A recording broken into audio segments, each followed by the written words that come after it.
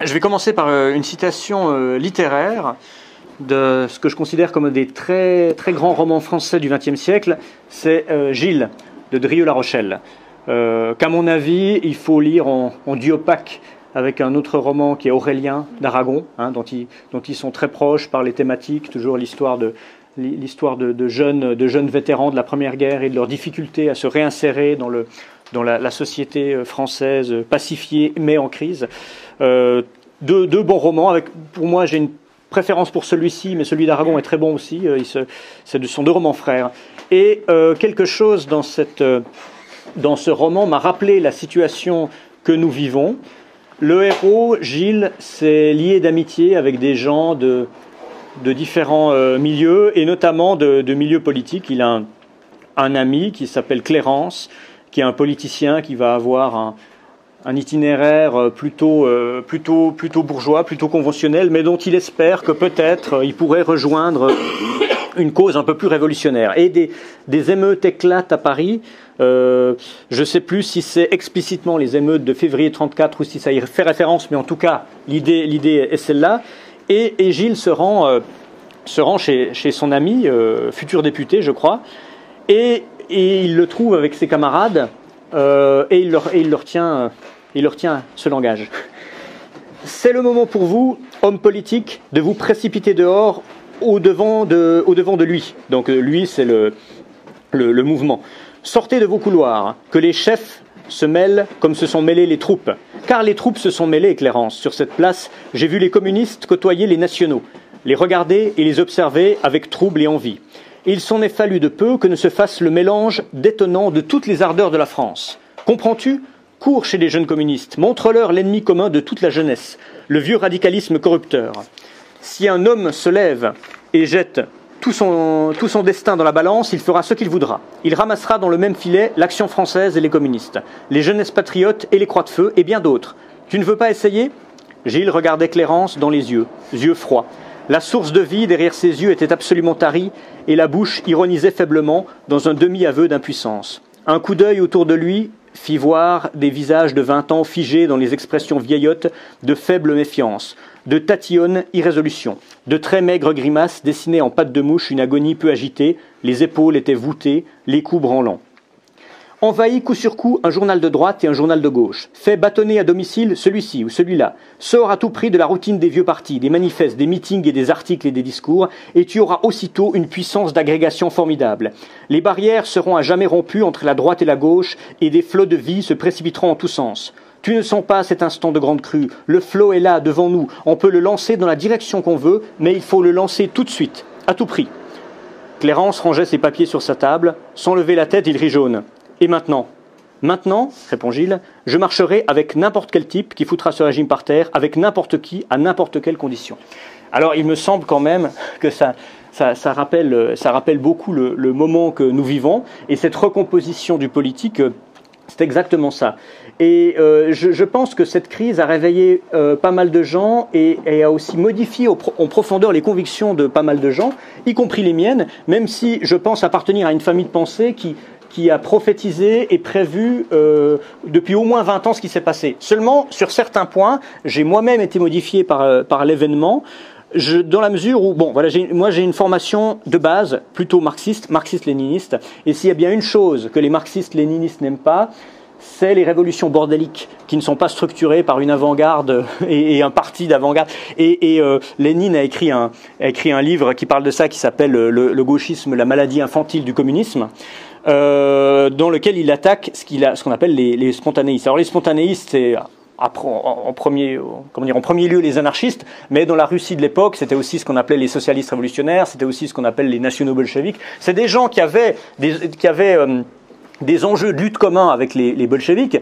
mais qui n'étaient pas structurés de la même manière, qui étaient des barricadiers, des aventuriers des barricades. Lénine s'en méfiait beaucoup, il craignait ces débordements, et ensuite les spontanéistes n'ont cessé de revenir dans l'histoire révolutionnaire, et notamment l'histoire révolutionnaire française. 68 a été vraiment l'âge d'or du spontanéisme, à travers les Mao français, qu'on appelait les Mao Spontex. Spontex faisait à la fois référence au mot spontanéisme, mais aussi aux éponges grattoirs qui portaient le nom-là à l'époque, et le parti communiste français de l'époque, comme il s'appelait, Marchais par exemple, parmi les critiques plus ou moins légitimes qu'il faisait au 68 art, il y avait cette critique du spontanéisme en disant ce sont des romantiques, ce sont des aventuriers, ils ne sont pas structurés, ça ne donnera rien, ils seront infiltrés par des agents de dissolution, etc., etc.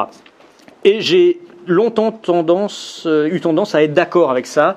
Je le suis toujours dans une certaine mesure, dans le sens où toutes les révolutions sont facilement sabotées si la structure est faible. Néanmoins, ce qui s'est passé avec les Gilets jaunes, c'est un mouvement spontanéisme.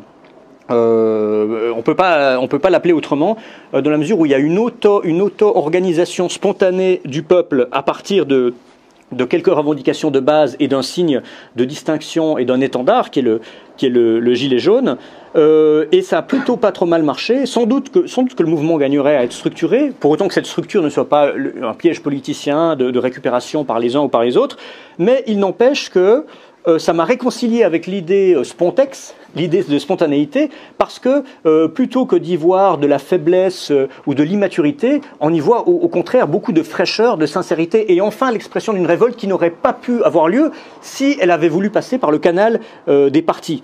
Au risque d'être provoquant, il y a des points communs entre la logique gilet jaune et la logique black bloc. Parmi mes errances de jeunesse, j'ai aussi fréquenté le mouvement Black Bloc, et ça me faisait toujours rire de lire les rapports de police sur le sujet, où on disait, en Suisse c'est un mouvement assez fort, hein, parce que c'est aussi par l'influence allemande, c'est comme toute une partie de l'extrême gauche, Antifa, Black Bloc, a toujours été plus forte du côté germanique que maintenant. Quelque part, c'est un phénomène que vous découvrez maintenant, que les États-Unis découvrent maintenant, on en parle beaucoup depuis l'arrivée de Trump au pouvoir. Chez nous, ça existe depuis 20 ans.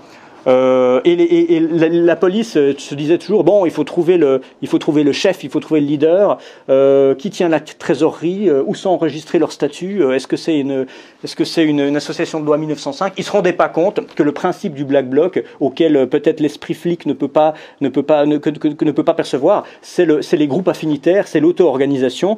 Le parallèle s'arrête là, certes, mais les Gilets jaunes, on ne peut pas les dissoudre comme on a dissous, je sais pas, le Bastion social, parce que je pense pas que les Gilets jaunes aient des statuts enregistrés quelque part. Et ça, il faut croire que c'est plutôt une force. Pour être un Black Bloc, il suffit de mettre une cagoule, de s'habiller en noir et de s'attaquer à la propriété privée. Pour être un gilet jaune, il suffit de manifester le samedi, de préférence avec un gilet jaune. C'est du spontanéisme.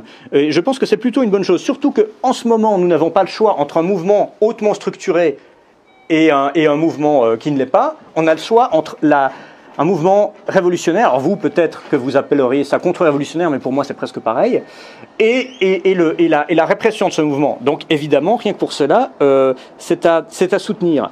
Ces gilets jaunes, tels qu'ils sont brandis comme signe de reconnaissance, font appel au mythe, au sens sorélien, plus qu'à l'idée, puisque les idées ne sont pas encore tout à fait claires, mais ce n'est pas une faiblesse. C'est-à-dire, Sorel disait, et là il était en rupture avec les marxistes classiques, l'image est plus forte que le concept sur les masses. Le mythe est plus forte que l'utopie, parce que moins abstraite. Le mythe, c'est l'élément moteur de l'action. Chez Sorel, c'était aussi un mouvement social, un peu différent, c'était la grève générale. La grève générale, selon lui, allait fasciner, méduser les masses par sa force d'évocation, plus que par son programme strictement politique. Il comparait d'ailleurs lui-même faisait des comparaisons historiques et mythiques entre les luttes syndicalistes et par exemple les conquêtes des pionniers américains arrivés sur le continent, ou bien les grandes batailles grecques, et il comparait les syndicalistes révolutionnaires aux Spartiates pendant la bataille des Thermopyles. Sans aller si loin dans le registre épique, il y a quelque chose de ça dans la mesure où c'est une révolte qui pour l'instant a beaucoup joué sur l'image, sur le sentiment, en jouant sur les codes de la société de communication, parce qu'il faut bien le faire avec, plus que sur les idées.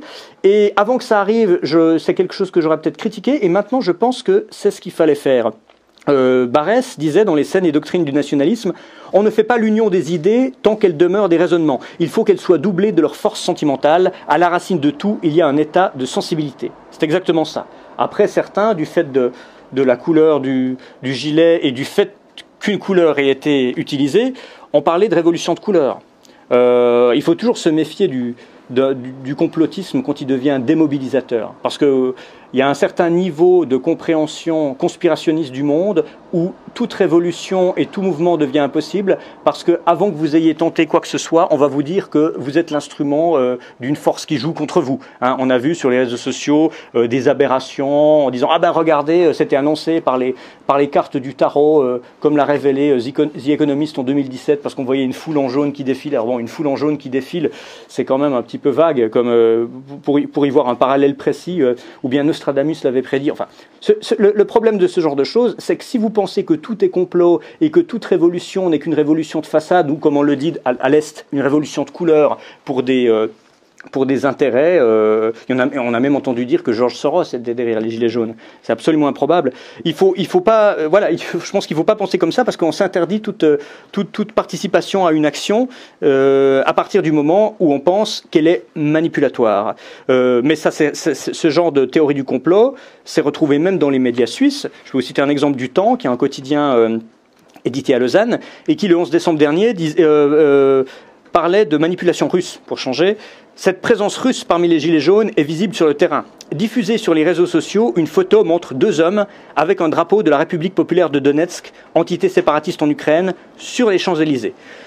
Bon, c'était Xavier Moreau sur la photo en fait. Mais ce qui est drôle, outre le fait qu'on a un individu bien identifiable qui est tout sauf un espion parce que c'est une personnalité publique, c'est l'idée de penser qu'on peut infiltrer une manifestation étrangère avec un drapeau. C'est comme si j'étais venu dans cette manifestation des Gilets jaunes avec un drapeau suisse pour bien montrer que la Suisse vous manipulait. Si c'était le cas, ben, c'est justement le drapeau que j'aurais évité de brandir. Donc l'idée de l'entrisme à ciel ouvert, je trouvais que c'était assez original. Donc les médias véhiculent évidemment ce complot russe parce que c'est très à la mode. On en a déjà entendu parler au moment de l'élection de Trump. C'est toujours un procès en cours d'ailleurs aux États-Unis. Et hors des médias, les anti-gilets jaunes nous ressortent le truc. Il y a eu un article intéressant dans le Causeur du mois de janvier de Paulina Dalmaillé qui s'appelait la grande peur des bien lotis. Joli titre d'ailleurs, où elle est allée rencontrer de grands bourgeois qui ont accepté de témoigner de leur antipathie, de l'antipathie qu'ils avaient pour les gilets jaunes. Et il y en a un, je vous cite, Albert, 54 ans, gestionnaire de patrimoine installé sur la Côte d'Azur. Là, c'est la totale. C'est une révolution de l'envie. Je demande un éclaircissement et l'obtiens. La plus grande crise sociale depuis mai 68 serait une affaire d'algorithme. Selon Albert, elle a été attisée, sinon engendrée, par des serveurs étrangers, essentiellement russes, programmés pour remonter les messages d'indignation émotionnels et violents au détriment des analyses factuelles. Et ça, c'est quelque chose qu'on retrouve. J'ai eu quelques problèmes d'ordre judiciaire avec la DGSI à cause d'une vidéo que j'ai publiée, mais beaucoup de gens ont fait des vidéos. La mienne a eu une audience qui n'était pas dans l'ordre de grandeur habituel, puisqu'elle a été vue plus d'un demi-million de fois. Et c'est vrai que c'était étonnant. Et du coup, un journaliste a trouvé la solution, il me l'a donnée, il dit « Mais c'est les algorithmes russes. Vous avez, à votre corps défendant, les Russes ont mis en avant votre vidéo, et de même qu'ils ont baissé les tweets de Macron. » Cela dit, tout est possible dans la guerre de soft power, mais ça me semble quand même un petit peu improbable pour dire que c'est le seul complotisme autorisé. Hein. Le complotisme russe, tous les autres, évidemment, sont très mal vus.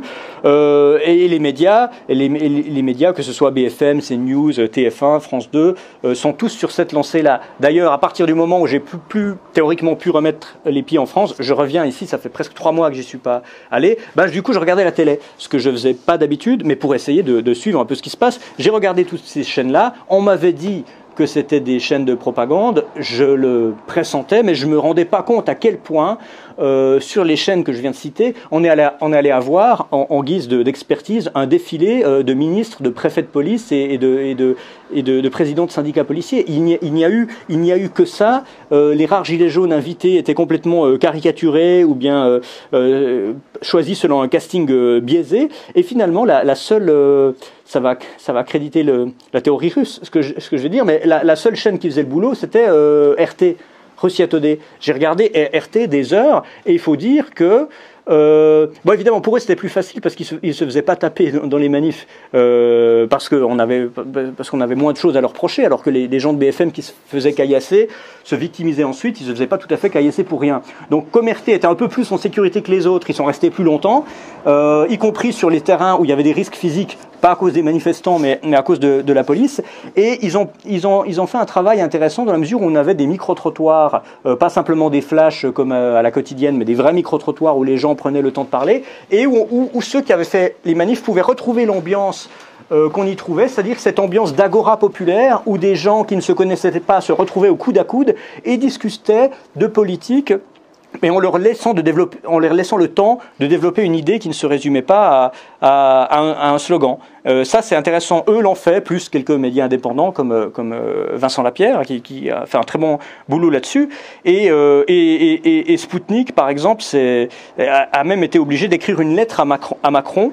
Je vous en lis un extrait parce qu'elle est révélatrice. Ils disent: Monsieur le Président, nous vous demandons simplement de respecter notre travail et de ne pas faire diversion sur la crise qui touche la France en accusant un ennemi extérieur imaginaire, comme pourrait le faire une dictature. Notre agence ne dépend pas des subventions fournies par le gouvernement français, contrairement à la majorité des gros médias papier. Son capital n'est pas détenu par des milliardaires disposant d'intérêts privés.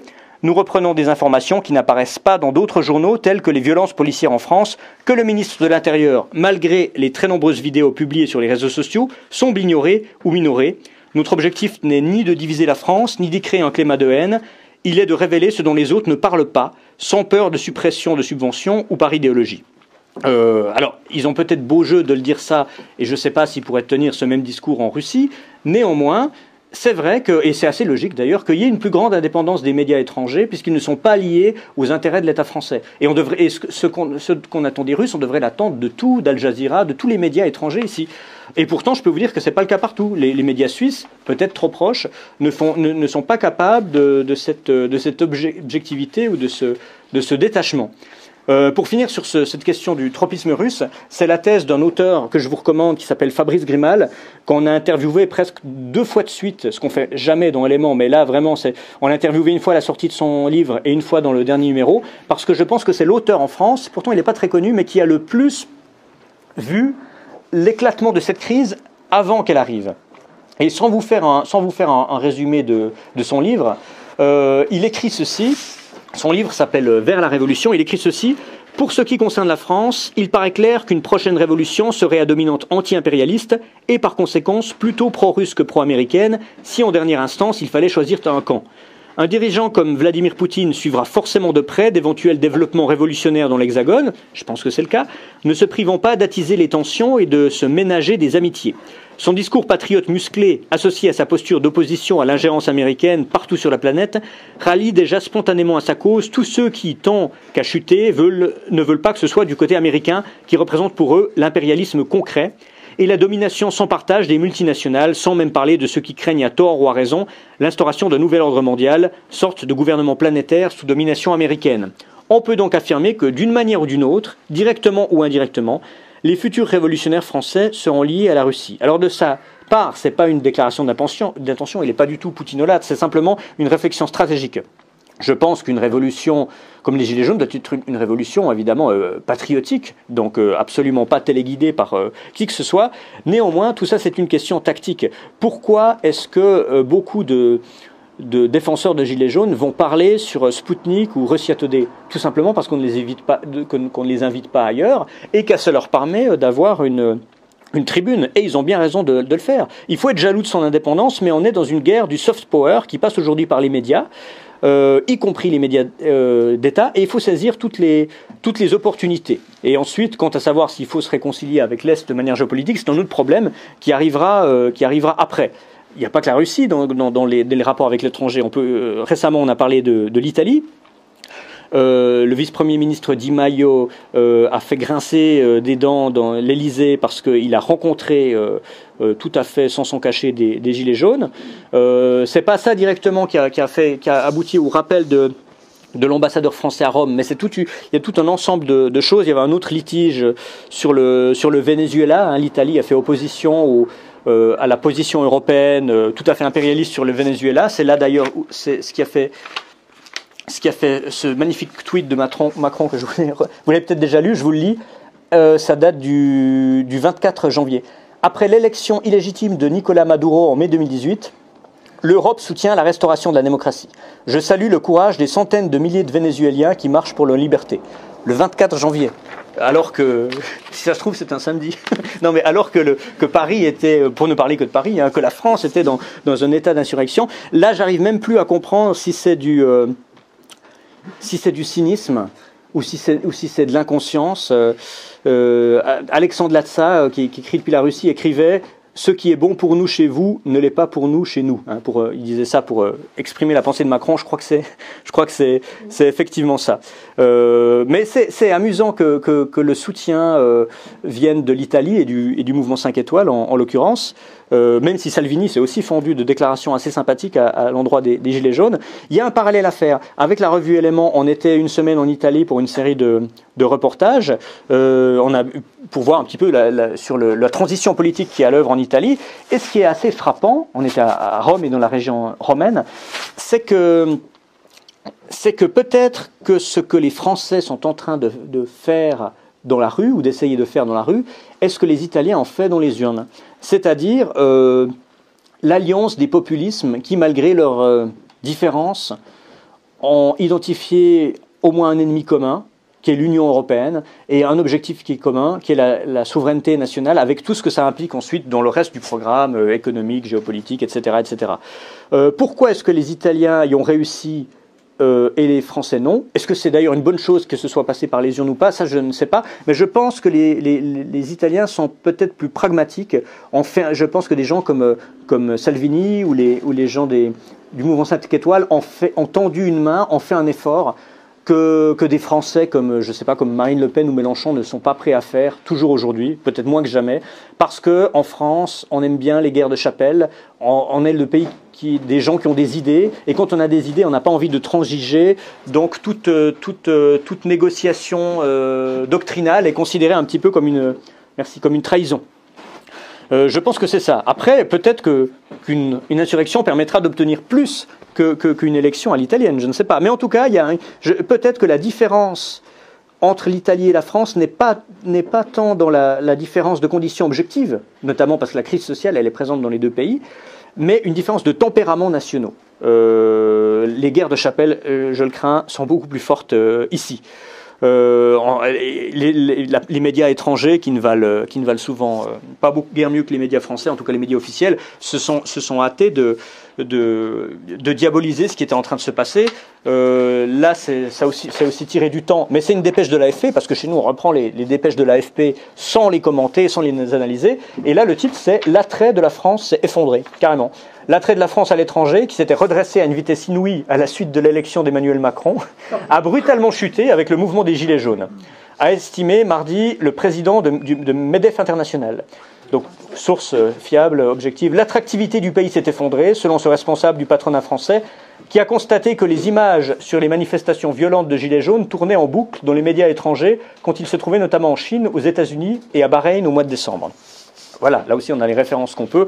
Moi ce que j'ai vu c'est des vidéos avec des touristes chinois qui applaudissaient, qui trouvaient ça très rigolo. Donc je pense qu'il y a tous les... Non, évidemment c'est toujours le même clivage entre les médias officiels de certains pays et leurs opinions publiques qui ont souvent une toute autre vision. En Suisse, c'est ça. Les réactions ont été contrastées, mais on ne peut pas comprendre les médias suisses si on ne comprend pas que la plupart sont gangrénés par les lobbies européistes, libéraux, et de gens qui sont très hostiles au populisme et très hostiles à la démocratie directe, qui est pourtant au cœur de nos institutions. À l'encontre complet de l'opinion publique, alors qui est divisée sur plein de sujets, c'est pour ça qu'on vote d'ailleurs, mais qui quand même... l'opinion publique suisse, de gauche ou de droite, a quand même une tendance souverainiste, est très attachée à la démocratie directe et aux droits qui vont avec, notamment le droit référendaire, et est très très très méfiante à l'égard de l'Union européenne. Ça a été un sujet de discorde il y a 25 ans.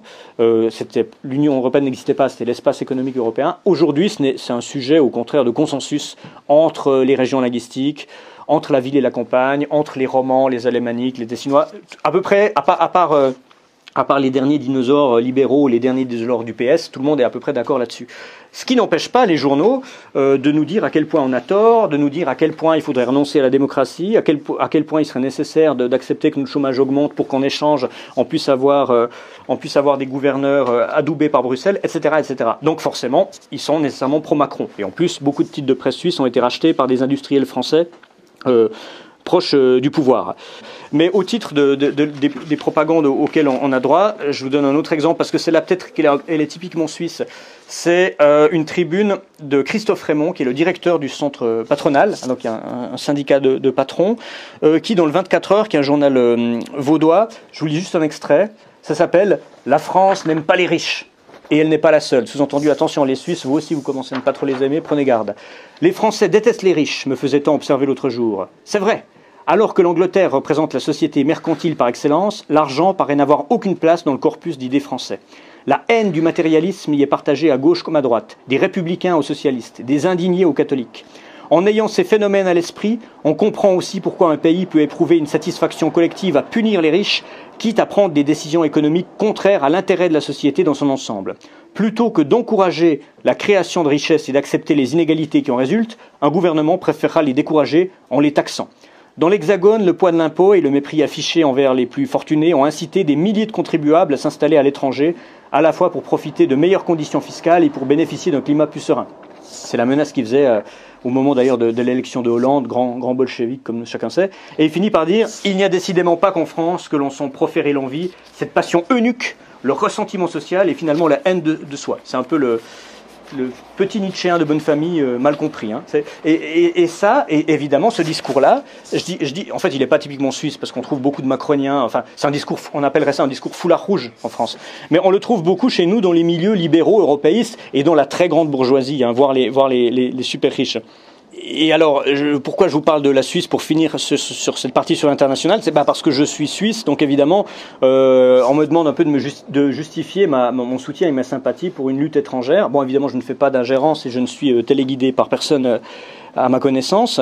Je suis un patriote suisse, je pense pouvoir le dire, mais je suis très francophile. Je l'ai toujours été. Pour des raisons culturelles, parce qu'évidemment, je viens de la partie romande de la Suisse, donc la partie minoritaire dans laquelle on parle français. Donc à l'école, on étudie la littérature française. Souvent, on consomme des médias français. On a de plus en plus des références françaises, ce qui ne nous empêche pas de tenir aussi à notre identité, à nos spécificités. Mais nécessairement, malgré la différence nationale, on a une certaine communauté culturelle, de mœurs. On est historiquement d'ailleurs on est des Gaulois pour une partie du territoire. Alors la question qu'on me pose, c'est comment pouvez-vous défendre les Gilets jaunes alors que vous êtes suisse et que pour autant qu'on le sache, vous n'êtes ni illettré, ni alcoolique, ni amateur de tuning, et puis bientôt on verra en fonction des prochains samedis, ni cannibale, ni sataniste, pédophile, coprophage ou écarisseur de chatons sur les ronds-points. Je suis ironique quand je dis ça, bien sûr, hein, mais vous voyez le mépris de classe qui s'attache aux gilets jaunes. En plus, j'habite dans une région où j'ai pas besoin de voiture, le diesel n'est pas un problème pour moi, je vais au travail à pied, ou en bus ou en vélo. Oui, évidemment, l'enjeu est tout autre. Mais il faudrait savoir si vous trouvez plus tolérable d'avoir des amis étrangers qui expriment leur amour de la France ou des Français de souche ou de papier qui sont applaudis pour dire nique la France. Voilà, je suis pas un Français de papier, je l'ai jamais été, je suis un Suisse de sang, encore que le sang plus loin soit français, mais en tant que très lointain descendant de Gaulois, ma sympathie va aux Gaulois réfractaires. Tout ça pour préciser et me justifier, et parce que on a parlé dans le titre de recomposition du politique. Je pense que la première recomposition, pas la première en importance, mais la première dont je parle, c'est la recomposition à l'international. Les amitiés françaises, la polarité française qui accompagne les Gilets jaunes à l'international n'est pas la polarité française qui accompagne Macron. Et clairement pas. On le voit avec la Russie, mais bien plus largement que ça, en Europe et ailleurs. La deuxième recomposition, qui est en fait en ordre d'importance plus importante, c'est la recomposition politique, dans laquelle j'inclus le social. L'historien Patrice Guénifet, qui est spécialiste de la Révolution française, en faisant un parallèle, disait que Macron a moins de légitimité aujourd'hui que Louis XVI n'en avait en 1789. Parce qu'en 1789, il restait encore l'échappatoire, la sortie des États généraux. Bon, vous me direz, aujourd'hui, c'est le grand débat national, c'est peut-être un petit peu pareil. Mais en fait, en 89, on aurait pu tout à fait imaginer, parce que les États généraux n'avaient rien d'inédit, hein, c'était une institution dans ces régimes, que les choses se résolvent par une série de réformes et de négociations. Ce n'a pas été le cas. Aujourd'hui, en 2019, en France, on a passé le stade de ces États généraux. D'ailleurs, tout le monde se moque de ce grand débat national. Il n'y a pas grand monde qui y croit, j'ai l'impression, à part peut-être Bernard Tapie.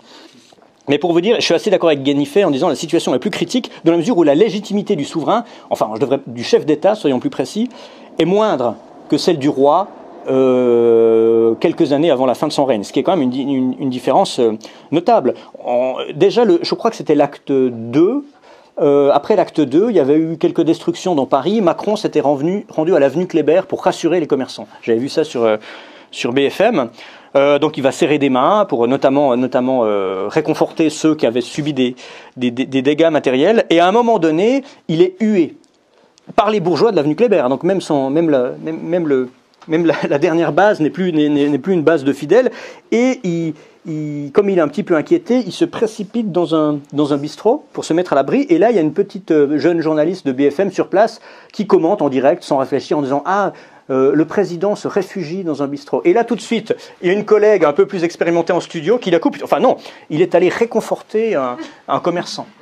Non, il a allé se réfugier, ça se voyait tout de suite, mais évidemment, c'est pas l'image qu'il faut donner. Il y a une peur, il y a eu quand même, je ne sais plus pendant quel acte, mais maintenant je pense que c'est tous les samedis, un hélicoptère qui est prêt à exfiltrer le président et ses proches au cas où l'Élysée sera prise. On est beaucoup plus proche du scénario de la bataille des Tuileries que de celle des États généraux, hein, vraiment. Et cette peur, elle est importante dans le rapport de force. C'est une révolution sociale et patriotique. D'ailleurs, j'ai vu passer un mème royaliste qui m'a fait sourire, qui était tiré d'ailleurs de RT, je crois, où on voyait un Français d'origine africaine à qui on demandait pourquoi vous êtes dans la rue, et il répondait pour rendre la France aux Français.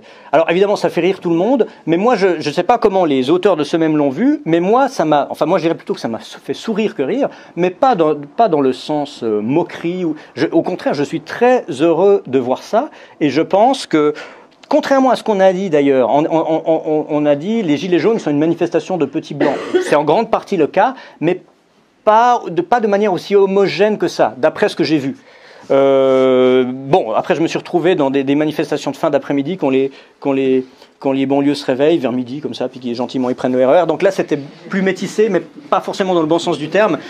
Il est clair que évidemment les immigrés qui profitent d'un clientélisme d'État, pour autant qu'ils comprennent la logique qu'il y a derrière, vont pas spontanément soutenir ça, parce que objectivement c'est pas forcément leur intérêt. Mais il y a beaucoup de Français, donc nationalement français d'origine étrangère, qui se retrouvent forcément dans une situation sociale objectivement du même côté que les Français de souche, et comme c'était le cas de cet Africain, enfin de ce Français d'origine africaine qui a été interviewé. Et ça, je pense que c'est une excellente chose. Il faudrait d'ailleurs que ça se mélange davantage, parce que oui, si vraiment ça devait être une révolte ethnique, une révolte blanche, si cette interprétation, que je ne souhaite pas, devait être la bonne, ce serait crucial, parce que ça voudrait dire que c'est peut-être la dernière révolte possible, hein, ce qui est la thèse de certains observateurs, en disant si les Gilets jaunes échouent, le remplacement de population se fera par le clientélisme des grands partis, et à ce moment-là, cette révolte serait impossible pour des raisons arithmétiques. Hein. On est passé déjà, il y a longtemps, des banlieues rouges aux banlieues beurre, dans un objectif évident de démobilisation sociale. Les syndicats le savent pertinemment, ils sont les premiers touchés par ça, même si la plupart n'osent pas le dire. Donc, que cette interprétation soit vraie ou pas, peut-être que ce mouvement est crucial, et peut-être que cette possibilité historique est la dernière avant longtemps. Raison pour laquelle il faut y aller. Cette crise a fonctionné comme révélateur. En cela, elle est intéressante, parce qu'elle a révélé chez les ennemis du mouvement une haine de classe, une haine antipopuliste, antidémocratique et finalement anti-française, qui était déjà latente et dont on avait l'habitude. On pourrait écrire des livres noirs de ça, mais qui est beaucoup plus forte. Il y a un article qui est paru le 8 février dans Libération de Vincent Glade, qui s'appelle « Mon courrier des lecteurs est rempli de mépris social ». Un article assez honnête de sa part, parce que c'est quelqu'un qui a voulu faire honnêtement un travail de terrain sur les Gilets jaunes, et à chaque fois qu'il relayait des informations sur son Twitter, il était estomaqué par les commentaires des lecteurs de Libération. Il aurait dû sans doute se renseigner avant de signer chez Libération, parce que moi ça m'a pas étonné plus que ça, mais il s'est rendu compte que tiens, ce journal de gauche dans lequel je me suis engagé c'est un journal de Versaillais, hein, pour parler comme au temps de la Commune, c'est un Versailles qui vomit sur la révolte populaire. J'ai pris un ou deux exemples de cet article vraiment qui est honnête, et ça m'étonne que Libé n'ait pas encore censuré, où il cite des tweets au sujet de certains représentants des Gilets jaunes, Maxime Nicole et Éric Drouet. Alors, je cite, « Personne n'a un flashball qui traîne dans le placard, histoire de lui remettre les idées en place. Voilà le résultat de donner un peu de visibilité et d'importance à un idiot du village. Au trou, c'est très grave. La République ne doit pas tolérer des menaces de ces beaufs factieux. » C'est bien ça, beaufs factieux. « Qu'il retourne à son tuning, on y revient, et à sa vie misérable. On attend quoi pour arrêter ce bouffon? Pauvre taré, il va finir avec une balle bien placée entre les deux yeux. Le point commun entre tous les gilets jaunes est l'orthographe, la conjugaison, la grammaire et d'une façon générale, le QI. Ferme ta gueule et va bosser. » Et puis, des fois, c'était encore plus sombre quand il y a eu cette chose plus grave avec Jérôme Rodriguez, ce représentant qui a perdu un œil, et qui n'est pas le seul d'ailleurs, mais qui a été médiatisé. Et ensuite, on pouvait lire à ce moment-là, « Bien fait pour sa tronche de terroriste, complotiste et factieux. Il lui en reste un. Belle tronche de poivreau. Au moins, il ne verra plus qu'à moitié toutes les fautes d'orthographe qu'il fait. » Toujours l'obsession. Et je vous le lis, donc vous vous rendez pas compte, mais en fait, ces commentaires sont eux-mêmes bourrés de fautes d'orthographe. Hein.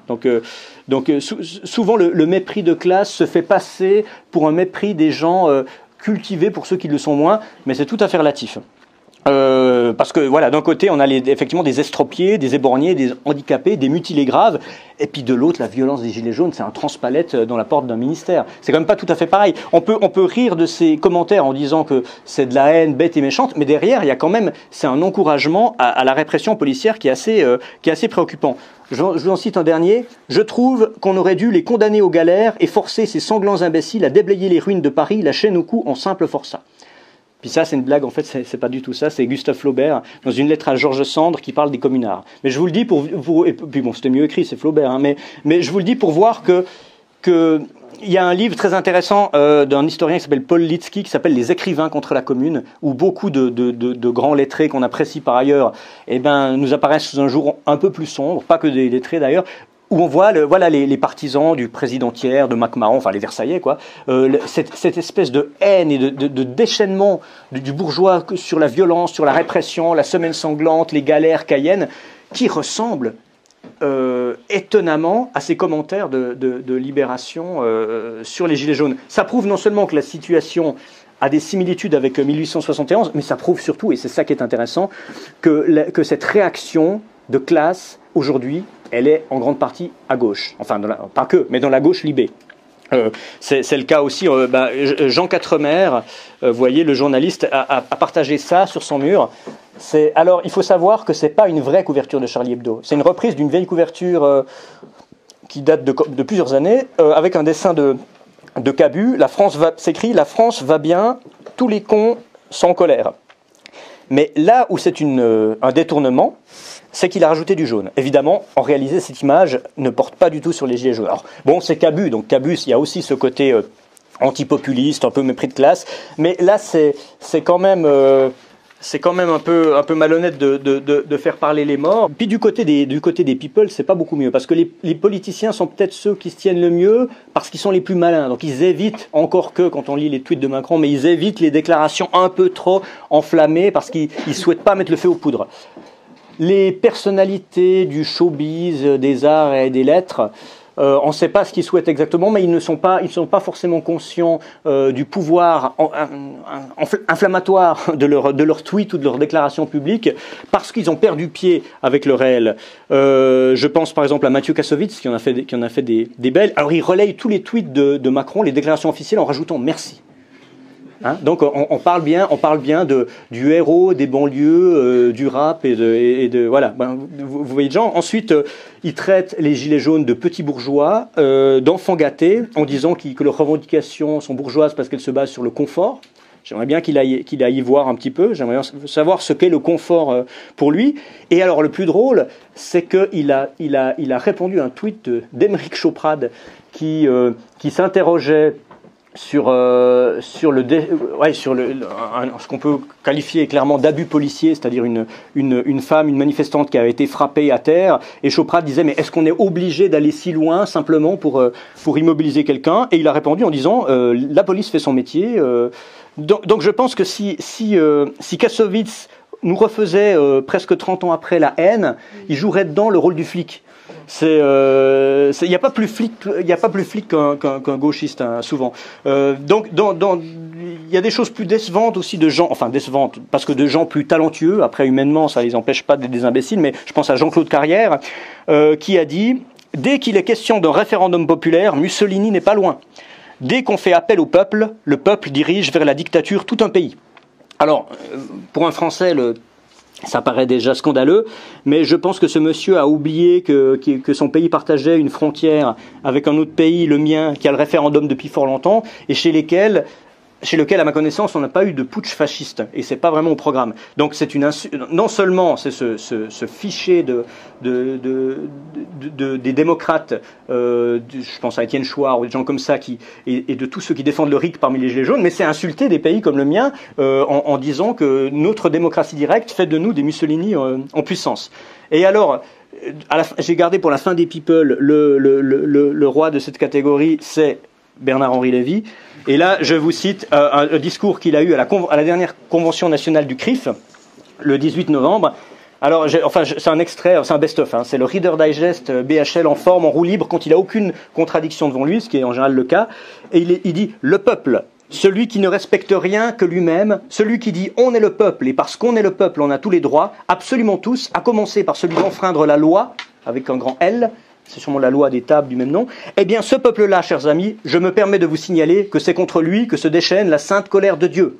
Là, le laïcard en prend un coup. Si, comme on est censé le faire dans cette enceinte, au CRIF, hein, on essaye de réfléchir et de le faire avec mesure et sérieux, au CRIF toujours, on est bien obligé de se dire que le groupe en fusion n'est pas un argument, que le peuple n'a pas et ne peut pas avoir tous les prestiges et tous les pouvoirs, et que les institutions sont faites en république, en démocratie et plus encore dans les républiques bien démocratisées, alors on y va avec la novlangue, pour limiter les pouvoirs, tous les pouvoirs de tous les souverains, y compris donc le peuple ou cette fraction du peuple qui prétend couvrir la voie des autres fractions, bloquer le pays et pousser le président à la démission. On dirait du Voltaire mais sans le style. C'est exactement comme ça. Ce slogan à l'Élysée, que nous avons entendu toute la fin de l'après-midi de samedi et qu'on relayait en boucle les chaînes d'information, c'est en 1879 celui des séditieux qui poussaient le général Boulanger à renverser la République. C'est celui, 10 ans plus tard, des patriotes ou des insurgés qui encourageaient Paul Déroulède, autre peu recommandable personnage, à franchir le Rubicon, à abroger lui aussi la République. Et eux furent sur le point d'y parvenir. Quand on crie à l'Élysée ou Macron démission, quand on prétend forcer les grilles du palais où est censé se situer le lieu de tous les pouvoirs, je crois qu'on joue avec le feu, celui de la mémoire et celui de la langue. Alors bon, moi, Boulanger et Déroulède, ça me parle, mais lui, visiblement, il n'aime pas. C'est des factieux, des beaufs facieux. Je pense que je soupçonne Déroulède de s'intéresser au tuning dans ces moments de libre. Et quant à jouer avec la langue, vous avez vu que la simple référence au gazage policier, BHL ne supporte plus en disant comment vous pouvez utiliser ce terme. Le simple fait de faire cette remarque prouve évidemment qu'il n'y a aucune référence en réalité à d'autres gaz bien plus dangereux que ceux qu'on se prend dans la gueule dans la rue, mais lui n'a jamais dû recevoir des lacrymogènes pour pouvoir réagir de cette manière-là. Et ça m'étonne pas parce qu'il a toujours été du bon côté des barricades. Ça, c'est son discours au CRIF, c'est là où il se lâchait parce qu'il était avec ses amis. Mais ensuite, il continue avec les tweets. Le 12 janvier, les gilets jaunes trahissent l'histoire du mouvement ouvrier. Et il s'y connaît, un mouvement ouvrier et en lutte des classes. Il suffit de lire, je vous recommande de lire l'idéologie française, qui a un réquisitoire contre le socialisme, dans lequel il implique la nouvelle droite, c'est assez intéressant, contre le paganisme aussi, on ne sait pas ce que ça vient faire là-dedans, mais surtout vraiment contre le Parti communiste et les rouges-bruns qu'il voit partout. Hein. Tout ce qui est rouge est aussi brun à ses yeux, ça va ensemble. Il s'est attaqué il y a quelques jours, le 28 février, à Jean-Christophe Ruffin, Jean-Christophe, son nom, je ne sais plus, Ruffin, bref, en le comparant à Rebattet, Déa et Valla. C'est quand même et en plus il remarquait que dans son livre il a calculé le nombre de fois où les mots mon combat apparaissaient. Il semblerait qu'il l'ait dit 18 fois. Bon, dans un livre donc il dit ça rappelle quelque chose. Enfin vous connaissez la rhétorique, mais c'est quand même le comble de la forfanterie quand on est ouvertement collabo d'un régime en place qui est contesté par des gens qui lui résistent, de qualifier ceux qui résistent à ce régime de collabo, parce que Valla, Déa, c'est bien l'idée qu'il y a derrière. Donc on est dans une inversion totale. Alors je me suis demandé, mais pourquoi est-ce qu'il la ramène toujours alors que finalement personne ne l'oblige à s'exprimer? Il pourrait essayer de se faire oublier en disant que peut-être les choses vont se gâter, retrouver son bunker, faire son alliage, je ne sais pas, quelque chose comme ça. Et non, et en fait c'est qu'il a une actualité. Tout ce que fait BHL a un rapport avec l'auto-marketing, l'autopromotion. Et une actualité, c'est une série c'est une conférence en fait, une lecture, je sais pas comment on appelle ça, en anglais, qui s'appelle Looking for Europe. Je suis allé sur son site parce qu'il devait passer en Suisse ce mois-ci et il a annulé. Je sais pas pourquoi, il a préféré aller en Ukraine. J'espère que les Suisses vont s'en remettre parce que c'était quand même 70 francs suisses, c'est assez cher pour c'est l'équivalent du prix d'un des derniers concerts de Michael Jackson de son vivant. Alors je sais pas s'il casse sa guitare ou s'il écrase des poussins pour mériter ce prix-là, mais je suis allé voir sur le site Looking for Europe, en tout cas le site suisse, et on nous présente les choses comme ça. Qu'est-ce que c'est ce spectacle? Un hymne à l'Europe, interprété dans une quinzaine de villes, une tournée comme un appel, un voyage comme une invitation au sursaut. La contribution d'un écrivain à la nouvelle résistance européenne. Et quand on va en dessous pour savoir combien ça coûte, on voit que si bon, 70 francs, c'est le truc de base, c'est la troisième classe. Mais si on paye un peu plus, on a un pack VIP avec une place en carré or. On se fait placer par nos hôtesses. Et ensuite, la possibilité de déguster une coupe de champagne dans un endroit réservé en présence de BHL. Donc le type, dans la même conférence, arrive à placer le mot résistance européenne et carré VIP. C'est quand même incroyable. Alors ça, évidemment, on se dit, mais le cynisme est absolu. Je pense, pour reprendre l'expression d'Orwell, que cette fameuse d'essence commune dont parle Orwell, il a raison. À partir d'un degré de déconnexion sociale du fait de sa fortune et de son pouvoir, je pense qu'ils ne se rendent même plus compte. Ils pensent même que ces tweets vont peut-être convaincre du monde, vont faire soulever, vont faire sortir des foulards rouges de terre, je ne sais pas. Mais je pense vraiment qu'ils ne se rendent pas compte qu'à chaque fois qu'il écrit quelque chose sur Internet, ça fortifie le mouvement des Gilets jaunes. Et heureusement, il y a jamais personne pour répondre. Il y a quelqu'un, qui est un de mes amis et compatriotes, qui est Slobodan Despot, qui, dans l'émission Infrarouge, qui est une émission, un talk show sur la RTS, donc la télé suisse romande, lui a dit, alors j'ai noté la citation parce qu'il n'a pas eu beaucoup la parole, BHL parlait tout le temps, puis de temps en temps, et vous, qu'est-ce que vous en pensez? Il lui a dit, Monsieur Lévy, j'ai juste une recommandation à vous faire. Vous cherchez une stature de sauveur, le rédempteur, mais enfilez un gilet jaune. Vous voulez combattre la dictature? Enfilez un gilet jaune. Allez prendre la tête d'une vraie manifestation où on vous tirera dessus à balles réelles, fût-elle en caoutchouc. Vous ne risquez de perdre qu'un œil. Et à ce moment-là, vous entrerez dans l'histoire comme vous rêvez de le faire, parce que jusqu'ici, vous n'avez pu prendre que des tartes à la crème. Passage qui a beaucoup circulé sur les réseaux sociaux et qui a été ensuite censuré, vraisemblablement par la télé suisse. Et sans vouloir faire le malin, Slobodan Despot, qui est un des seuls qui a tenu tête à BHL, mais qui il y a quelques années avait tenu tête aussi à Raphaël Glucksmann chez Tadei, est un collaborateur d'Éléments et est un Suisse. Alors je ne sais pas si on dispose d'une liberté de parole que vous n'avez pas, mais mais en réalité je sais bien que tout le monde voudrait répondre à BHL, mais qu'on vous tend jamais le micro. Et quand c'est pas lui qui parle, c'est certains de ses partisans. La règle du jeu, qui est le site sur lequel il officie, on trouve un certain Laurent David Samama, qui a écrit un texte qui s'appelle « Bienvenue dans la France White Trash ». Donc on devine tout de suite la suite. Je vous lis un extrait. Qui sont vraiment les leaders gilets jaunes, hormis des populistes qui refusent catégoriquement de s'organiser? On retrouve la question de la spontanéité et permettent de fait aux excités de tous bords, gudards, indigènes, royalistes, œuvres françaises, manif pour tous, pro-russes, toujours, d'intégrer leur mouvement. Coincés entre un Burger King, un Kiabi et un Centre Leclerc, tenant les ronds-points de la France moche, avec un M majuscule, et se rêvant sans culotte. Tout juste se perdent-ils lorsqu'on les interroge dans le gloubi-boulga incohérent de leurs doléances.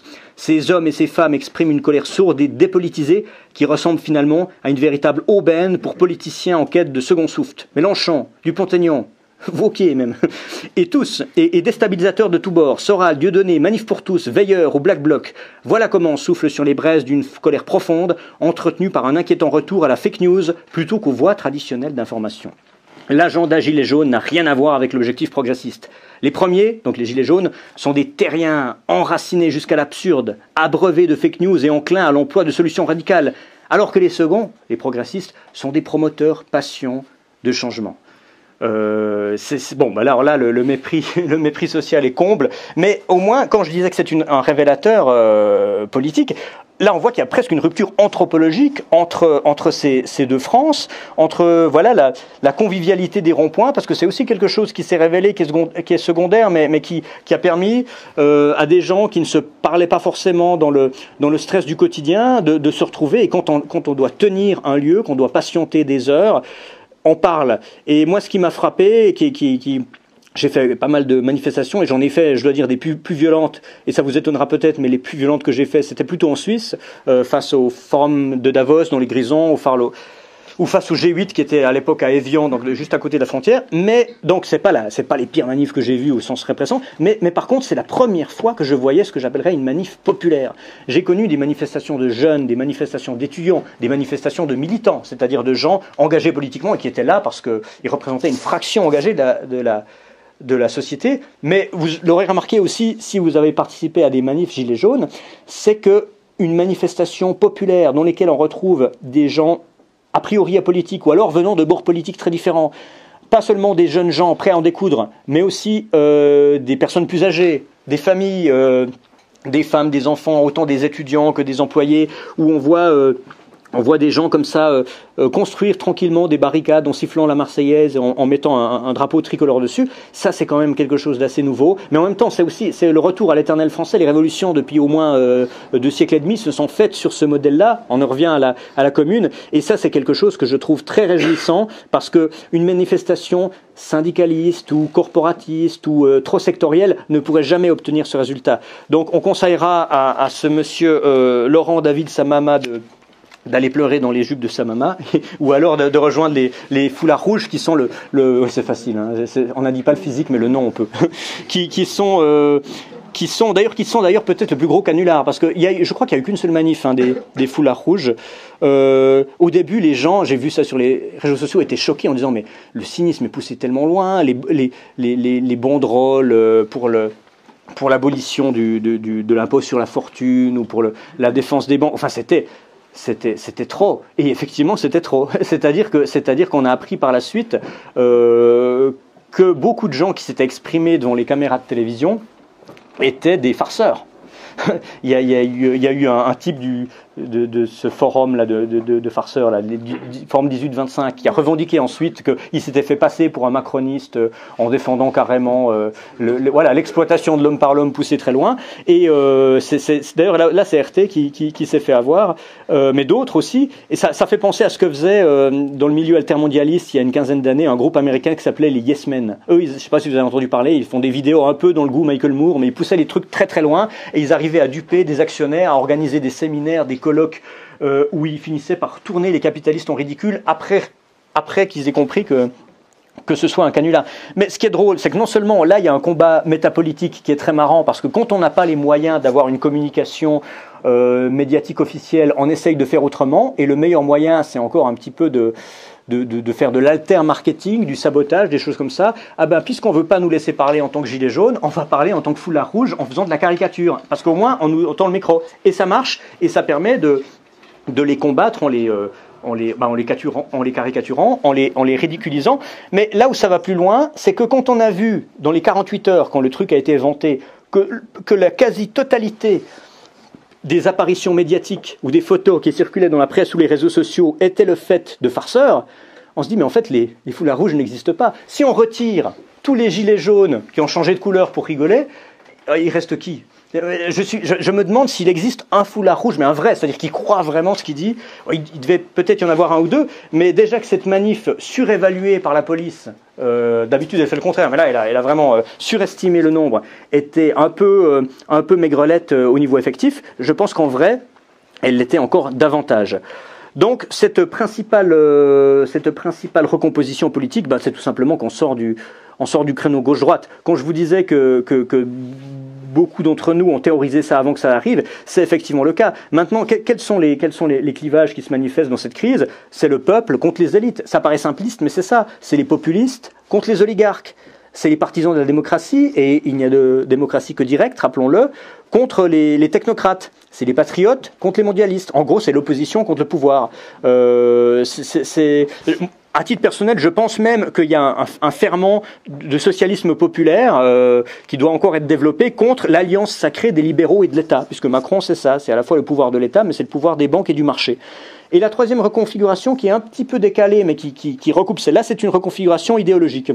Parce qu'on a pu remarquer qu'un certain nombre de libéraux, pas des libéraux proches du pouvoir, mais d'autres, des opposants, ont pris parti pour les gilets jaunes au début en disant tiens, une jacquerie antifiscaliste, il y en a marre des impôts, Poujade nous voilà, on recommence, tac, ça va marcher. Sauf que c'est pas tout à fait comme ça que ça s'est passé. Il y a eu Éric Brunet, par exemple, dont j'ai retrouvé un tweet. Ça c'était déjà quand il a retourné son gilet le 17 voilà, j'ai porté un gilet jaune le 17 novembre, mais l'ultra-violence et les dérapages du week-end sont inacceptables, le mouvement a perdu son âme. Ensuite, un peu plus tard, je ne comprends plus rien au gilet jaune. Cette profonde grogne anti-taxe est devenue au fil des jours un mouvement pour l'augmentation du SMIC et des minima sociaux.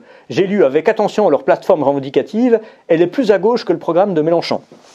Ce qui est pas vrai d'ailleurs, mais ça montre bien que, en fait, ce qu'Éric Brunet n'a pas compris, c'est que les sans-dents, comme dirait Hollande, n'appellent pas à des révolutions libérales. Hein, c'est pas une révolution de gauche, ça on est bien d'accord, parce que de toute façon c'est plus la question.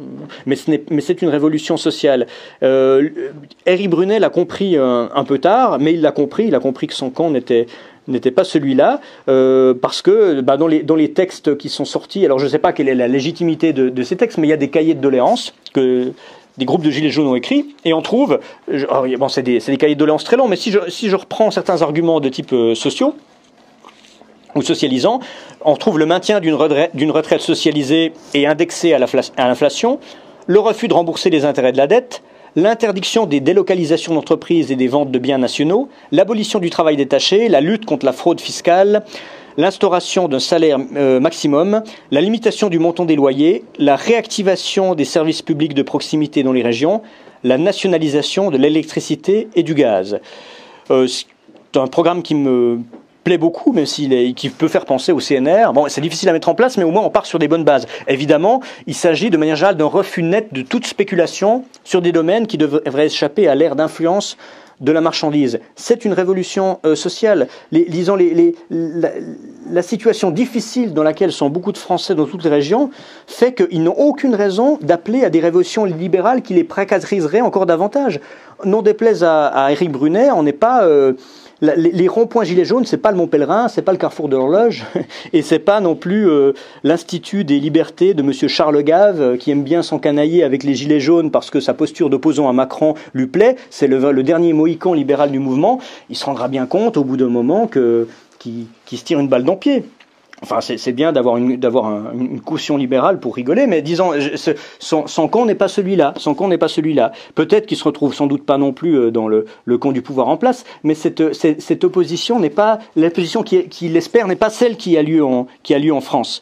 D'ailleurs, on parle de la question sociale, mais aussi la question écologique, parce que beaucoup se disaient l'écologie est une manipulation de l'État pour augmenter les taxes, ce qui est peut-être en partie vrai dans la mesure où c'est utilisé, ce qui ne veut pas dire que le programme n'existe pas. Moi, je suis persuadé qu'il existe et qu'il est extrêmement grave.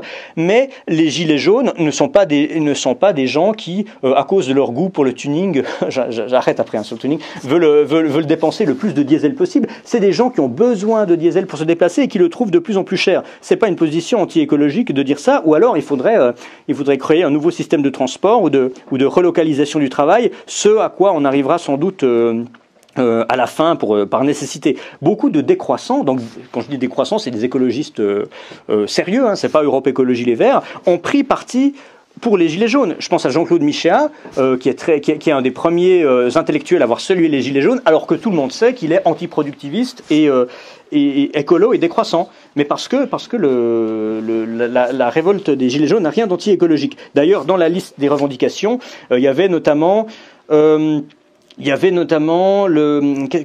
ça s'appelait l'interdiction du glyphosate, qui normalement est encore autorisé pour 3 ans.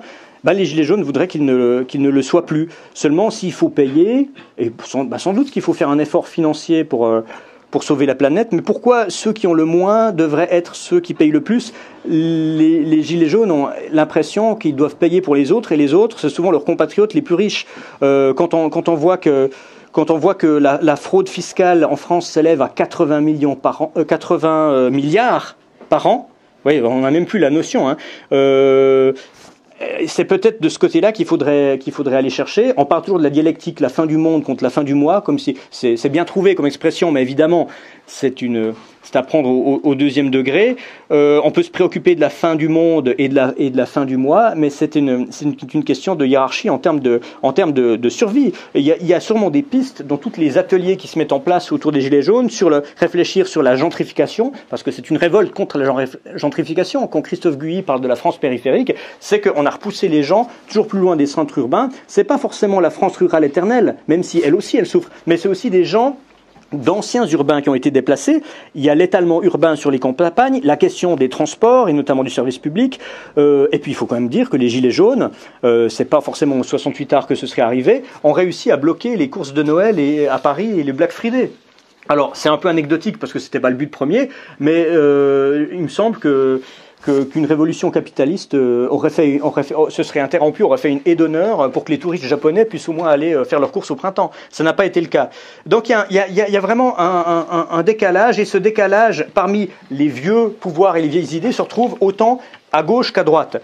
À gauche, les gens maintenant les Gilets jaunes sont soutenus par une partie de la gauche, et notamment de ce qu'on appelle la gauche radicale, mais ça n'a pas été une évidence au début. Il y a des gens qui se sont bien tenus, comme Ruffin, mais rappelez-vous les déclarations de Clémentine Autain au début, où elle disait oui, alors le RIC, donc le référendum d'initiative, la démocratie directe, c'est bien joli, mais quand même, ce serait bien si on pouvait éviter de discuter avec Chouard, parce que elle dit peut-être je suis un peu trop sensible aux odeurs rouge-brune. Donc si c'est ça qui l'empêche de participer à une manifestation qui en plus était trop cocardière et trop bleu-blanc-rouge à son sens, ce qui n'est pas le cas de son ancien collègue de parti Kuzmanovic, qui a été mis de côté par Mélenchon, et qui lui, qui a un profil plus on va dire national-républicain, patriote de gauche, qui lui a compris les choses plus vite. Je prends un exemple hors parti. J'ai écouté il y a quelques jours une vidéo qui date déjà du début décembre, je crois, du youtubeur Usul. Je ne sais pas si vous voyez de qui il s'agit. C'est un youtubeur pensionné par Mediapart, je crois. Il est lyonnais. Ah ben, il est là. Ah, il est lyonnais, d'accord. Mais qui était drôle parce que c'était une vidéo pas mauvaise et assez honnête, mais son honnêteté était un peu désarmante parce qu'il parle. Il explique, je crois, qu'il ne s'est pas rendu aux premières manifestations parce qu'il trouvait que c'était un peu la France moisie, la France poujadiste. En plus, la contestation antifiscaliste, ça sonne un peu de droite. En plus, c'était cocardier, etc. Et à la fin, et puis après, dans un deuxième ton, il dit il faut se poser la question si ce mouvement social est un mouvement de gauche ou pas, comme si c'était important, comme si la légitimité d'un mouvement, c'était qu'il soit estampillé de gauche. Et à la fin, quand même, il fait une analyse, je dirais pas marxiste parce que pour sa part c'est beaucoup dire, mais disons de gauche sociale, où il comprend effectivement que les gilets jaunes doivent être soutenus, donc il incite ceux qui le suivent à dire il faut quand même rejoindre les gilets jaunes, il faut qu'on se mélange à ces gens, il faut qu'on se mélange au peuple, même si ils votent pas NPA, et il finit par dire de manière un peu ironique, quand même, allez-y, on sort, vous aimeriez quand même pas vous faire voler votre révolution par des prolos. Alors je ne sais pas quel est le degré d'autodérision dans ces milieux-là, mais quand ça vient de quelqu'un qui se revendique de la gauche radicale, c'est assez désarmant. Ensuite, on a le problème, j'aimerais bien ne pas en parler, mais on est presque obligé d'en parler parce que ça peut faire du dégât, je ne sais pas comment s'évaluer, c'est le mouvement antifasciste. qu'on trouve maintenant dans les manifs, parce que de manière générale, ils aiment bien les manifs, je crois que c'est ça, hein, la cause importe peu. Les manifs sont des possibilités de pratiquer l'émeute, qui est comme les Black Blocs, qui est un sport de loisir. Mais on a vu passer, encore que l'antifascisme ne soit pas une association, mais il existe des organisations qui sont revendiquées et donc qui ont une légitimité à exprimer la voix dite antifasciste. On a vu dans les 2 ou 3 premiers samedis du mois des tweets violemment anti-gilets jaunes, et même, je crois, le premier samedi, celui en novembre, le blocage des ronds-points, d'antifascistes qui appelaient à écraser les gilets jaunes avec leur voiture, en disant « Ouh, c'est cette révolte de droite », selon eux.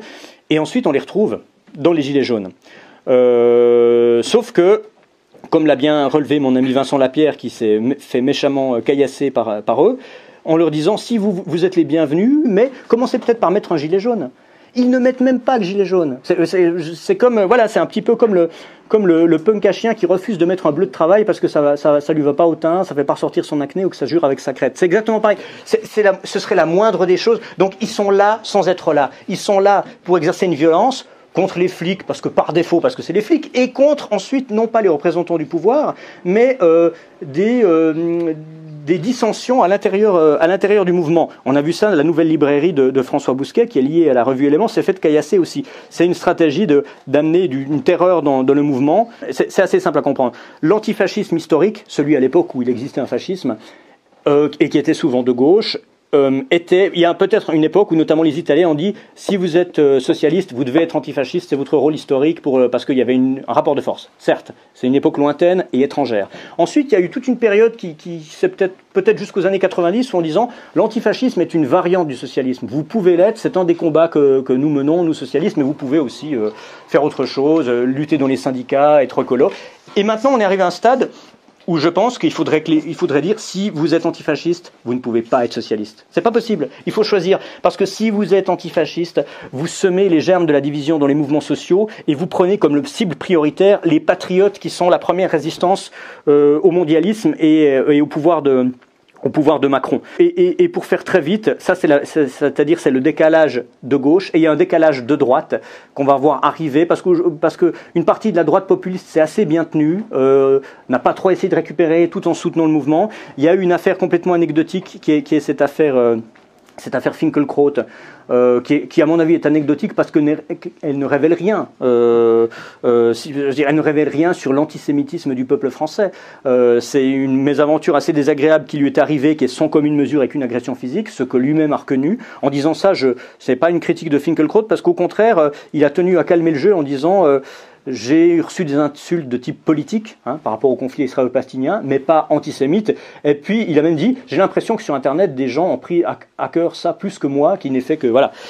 Seulement, le problème de Finkielkraut, c'est qu'avec les amis qu'il a, il n'a plus besoin d'ennemis, parce que l'alibi antisémite, même s'il ne veut pas le donner, on va lui forcer à le donner. Et je pense qu'il y a toute une droite qui, en fait, pour qui le problème, en réalité, c'est effectivement pas l'antisémitisme, puisque c'est pas le problème central, mais même cette droite qui n'aime pas Macron, qui a un goût pour le populisme et la démagogie, elle veut pas aller jusqu'au bout du processus, parce que la démocratie directe, elle s'en méfie, et d'autre part, l'anticapitalisme, elle s'en méfie encore davantage. Mais comme on ne peut pas le dire clairement pour pas se mettre les révoltés à dos, on va essayer d'utiliser la terreur antisémite. J'attends de voir pour ça les prochains numéros de Causeur, de l'Incorrect. Je ne vous parle même pas de valeur actuelle, bien sûr, mais parce que cette double défiance va s'exprimer. Peut-être que la droite versaillaise, parce que la droite, finalement, même si elle n'aime pas le pouvoir, elle va revenir à son goût de l'ordre. Il vaut mieux un ordre injuste que du désordre. C'est toujours comme ça. J'attends de voir si cette micro-affaire anecdotique ne va pas être montée en épingle de façon à justifier moralement la sortie de crise d'une partie de la droite pour se dire finalement, on va quand même se mettre derrière Macron parce qu'il y a des limites. Voilà. Donc, moi j'appellerais au contraire à cette alliance, je dirais, entre les enfants de Chouan que vous êtes et les sans-culottes auxquels j'aime m'identifier, parce que de toute façon l'ennemi est commun, qu'importe la nature du régime. Les perspectives pour la suite, on va finir là-dessus. Je ne pense pas que ce soit les élections européennes, parce que ça ne fera que... Oui, il y a des partis populistes qui vont tirer leur jeu, mais ça va pas changer le monde. Il y a une critique que je vous recommande, qui est une critique sur le mode qui aime bien, châtie bien de Michel Drac, toujours très bon Michel Drac, sur TV Liberté. Il fait une analyse en disant... c'est quand même bizarre qu'il y ait environ 80% de la population française qui soutiennent les gilets jaunes, mais qu'on ne trouve dans cette même population qu'environ 30% favorables à la sortie de l'euro. Or, on ne pourra pas avoir les deux. Hein, il n'y a pas de transfert budgétaire qui permettent que l'Europe s'en sorte avec de telles inégalités. L'euro, on le sait, a profité avant tout à l'Allemagne. On ne peut pas avoir une monnaie unique avec des modèles sociaux aussi différents. Si les gilets jaunes, avec les revendications qui sont très ambitieuses sur le plan social, si les gilets jaunes veulent un programme CNR en France, il faut sortir je pense qu'il faut faire le Frexit, mais il faut sortir aussi et surtout de la zone euro. D'où l'intérêt de passer, d'aller jusqu'au bout par une insurrection. Hein. Vous connaissez la phrase qu'on prête à Louis XVI quand il entend des troubles et qui demande si c'est une révolte. Et un de ses courtisans lui dit non, sire, c'est une révolution. Et il faut que ça devienne réel. Je vais finir par une autre, comme j'ai commencé par Drieux-La Rochelle, je vais finir par une autre citation de Drieux dans la Révolution nationale du 25 mars 1944. Il disait « Je me suis donc beaucoup trompé et j'ai souvent eu raison. Si je ne me suis trompé que dans les détails et si j'ai eu raison dans les grandes lignes, mon amusement aura été assez sérieux. » Je pense pas que nous soyons forcément là pour nous amuser, mais je pense qu'il ne faut pas faire de prophétie, parce qu'effectivement on peut se tromper, mais comme disait Saint-Exupéry, il ne s'agit pas tant de prévoir l'avenir que de le rendre possible. Il faut faire en sorte que les choses arrivent. La peur est peut-être en train de changer de camp, comme le dit la formule. Je reviens sur ce symbole de l'hélicoptère au-dessus de l'Élysée. Je trouve qu'il est lourd de sens, encore plus lourd de sens que Macron qui va se cacher chez les bistrotiers de chez Kléber. C'est la peur du peuple et pour les dirigeants le début de la sagesse, disait Sapir dans un texte récent. C'est une bataille enthousiasmante. Parce que elle permet de sortir de la brume. Maintenant, les idées sont claires. On naviguait dans ce clivage gauche-droite qui, un petit peu comme une étoile qui brille encore mais qui a cessé d'exister, était déjà dépassé par le réel, et notamment par l'opinion publique, et l'opinion publique l'a montré grâce aux Gilets jaunes. Donc au moins maintenant les enjeux sont clairs, parce qu'on ne nous demande pas de choisir entre deux spectres dans lesquels on ne se retrouve pas, mais entre des enjeux, entre le peuple et les élites. C'est une formidable leçon d'optimisme donnée aux défaitistes, parce que je sais bien, parce que les Français je dis ça en tant que Suisse, ont tendance à être râleurs et être râleurs sur eux-mêmes et être déclinistes en disant les Français sont les premiers à dire que les Français sont des veaux. Hein. Il n'y a pas que De Gaulle qui le dit, mais le Français moyen le dit en disant c'est foutu, la révolution n'arrivera jamais. Et je pense que tous ces gens-là n'avaient qu'une envie, c'est qu'on les détrompe. Et ils ont été détrompés, donc je pense qu'ils sont très heureux de s'être plantés dans leur jugement, et que maintenant ils vont donner leur force au mouvement. En tout cas, qui vivra verra, mais pour l'instant c'est à nous de jouer. La bataille est dans notre camp, c'est-à-dire avant tout dans le vôtre. Je vous remercie pour votre attention.